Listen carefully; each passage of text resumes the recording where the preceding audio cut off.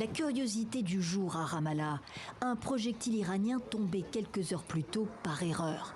Les Palestiniens de Cisjordanie comme ceux de Gaza ont acclamé l'attaque iranienne mardi en fin de journée. Quelques 180 missiles balistiques apparus dans le ciel israélien 12 minutes après avoir été tirés, la plupart interceptés par la défense antiaérienne, la marine américaine et la Jordanie, comme en avril. Pour les Israéliens, à peine le temps de se mettre à l'abri. Il faut faire preuve de force et de fermeté. Il n'y a pas d'autre choix. Sinon d'autres exploiteront votre faiblesse, comme ce fut le cas le 7 octobre dernier. Les Iraniens aussi ont suivi l'opération. La télévision a diffusé des tirs de missiles, vengeance infligée, commente le présentateur. C'est l'assassinat des chefs du Hezbollah et du Hamas que le régime islamique dit avoir vengé. Réjouissance de Téhéran à Beyrouth, en passant par Bagdad. Mais ce matin, dans la capitale iranienne, beaucoup se disent inquiets.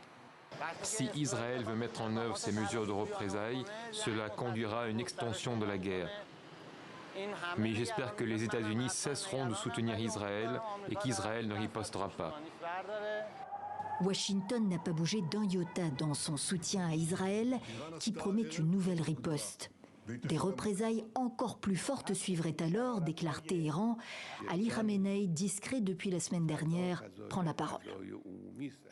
La racine du problème, à l'origine de ces conflits, de ces guerres et de ces tensions, est la présence des mêmes qui revendiquent vouloir la paix et la tranquillité dans la région. Je veux parler des États-Unis et de certains pays européens. Si Israël disparaissait, ajoute en substance le guide suprême iranien, tous ces conflits disparaîtraient. L'Iran n'a jamais reconnu l'existence d'Israël, qui s'est toujours opposé à ce qu'il se dote de l'arme atomique.